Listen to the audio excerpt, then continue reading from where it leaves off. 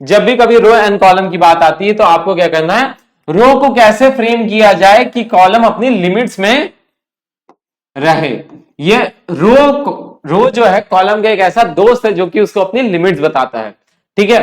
तो और उसी वजह से वो क्या कर पाता है, प्रॉपर शेप ले पाता है, उसी वजह से वो क्या कर पाता है, प्रॉपर शेप ले पाता है। तो आप लोगों से रिक्वेस्ट है, नेक्स्ट टाइम जब भी कभी नेक्स्ट टाइम क्या बनाओगे, नेक्स्ट टाइम, हाँ ठीक है, अभी अदिति बता रहा हूं, ठीक है बच्चे, जब भी नेक्स्ट टाइम आप पैटर्न बनाओगे, ask yourself a question, ask yourself, जब भी कभी क्या करोगे, कंफ्यूज होगे, तो आस्क योरसेल्फ अ क्वेश्चन। और वो क्वेश्चन क्या होगा, वो क्वेश्चन ये होगा, अगर आप बार बार क्या हो रहे, कंफ्यूज हो रहे हो किसके अंदर, पैटर्न्स के अंदर। अब इंपॉर्टेंट चीज यहां पे रो को क्या हो रहा है, यहां पे बाउंड्री सेट करने की बात करी, आपके दिमाग में तुरंत आना चाहिए कि भाई कौन सी ऐसी, क्या क्वेश्चन मैंने बताया था कि रो को कैसे फ्रेम किया जाए कि आपकी बाउंड्री अपनी लिमिट्स में रहे। तो रो को कैसे फ्रेम किया जाए, पहली बार कॉलम को उसको लिमिट क्या बतानी, 5, अगली बार कॉलम को उसकी लिमिट क्या बतानी है, 4, अगली बार कॉलम की लिमिट क्या बता, 3, फिर 2, फिर 1। तो क्या हो जाएगा बच्चे, यहां पे all you need to do is r is equal to, क्या हो जाएगा यहां पे, r is equal to what, r की वैल्यू क्या हो जाएगी यहां पे आपकी, थोड़ा सा विजिबिलिटी डाउन है, ठीक है चलो, r is equal to what, r is equal to कितना हो जाएगा 5, और r is greater than equal to 1, और आर की वैल्यू लगातार क्या हो जाएगी, माइनस माइनस। तो मैंने क्या बोला, रो को कैसे फ्रेम किया जाए कि कॉलम अपनी लिमिट्स में रहे, तो ये क्या रहेगा, अपनी लिमिट में रहेगा। देखो ना, अब कॉलम को सीधा आप ओपन करोगे, for column is equal to, हर बार कॉलम कहां से स्टार्ट हो रहा है, 5 से 5 से 5 से 5 से 5 से, तो क्या कर दो 5 से, और जा कहां तक रहा है, कॉलम इज ग्रेटर देन और इक्वल टू, हमेशा कॉलम क्या हो रहा है, बड़ा है या फिर बराबर है किसके, रो की वैल्यू से।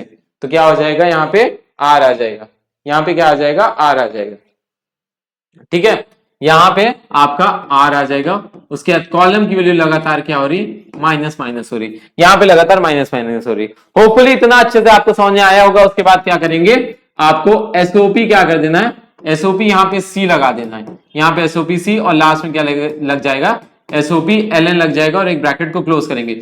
सबसे इंपॉर्टेंट बात यहां पे ये आती है कि आपको एक सिंपल सी ट्रिक और बता रहा हूं कि जब भी कभी, अब यहां पे कई बार लोग कंफ्यूज होते हैं कि सर आर को प्रिंट कराएं कि सर कॉलम को प्रिंट कराएं।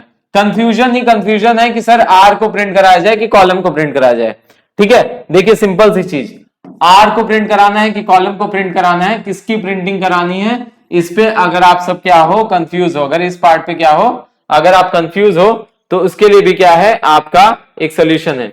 उसके लिए भी अगर ये देखते ही आपको क्या हो जाता है, सर आर को प्रिंट कराना है, आर को प्रिंट कराना है और कॉलम को प्रिंट कराना है, इसको देखते ही क्या हो जा रहा है, आपको कंफ्यूजन आ जा रही है, ठीक है। अभी फिक्स हुआ।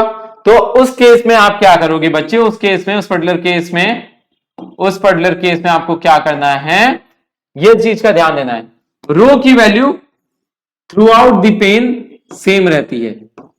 अगर हम लोग सीधे में देखेंगे तो रो की वैल्यू, अगर यहां पे फर्स्ट रो है तो यहां पे भी वो फर्स्ट रो रहेगा, यहां पे सेकंड रो है तो यहां पे भी सेकंड रो की वैल्यू क्या रहती है, सेम रहती है। और कॉलम की वैल्यू क्या होती है आपकी, कॉलम की वैल्यू चेंज होती है, कॉलम की वैल्यू चेंज होती है, और कॉलम की वैल्यू टॉप टू बॉटम में हमेशा क्या रहती है, सेम रहती है। तो वापस से जाना क्वेश्चन पे, आपसे क्वेश्चन पूछना, अगर आपके दिमाग में आता है आपको क्या करना है तो हिसाब से आप समझ जाओगे, ठीक है। तो सिंपल सा आगे बढ़ेंगे, यहां पे क्या करना है नेक्स्ट टाइम, देखो 5 5 4 5 4 3 5 4 3 5 4 3 2 1, तो आप क्या कर दोगे, तुरंत यहां पे आपने सी लगा दिया। होपफुली इतना अच्छे से आपको क्लियर है। चलिए आगे बढ़ते हैं।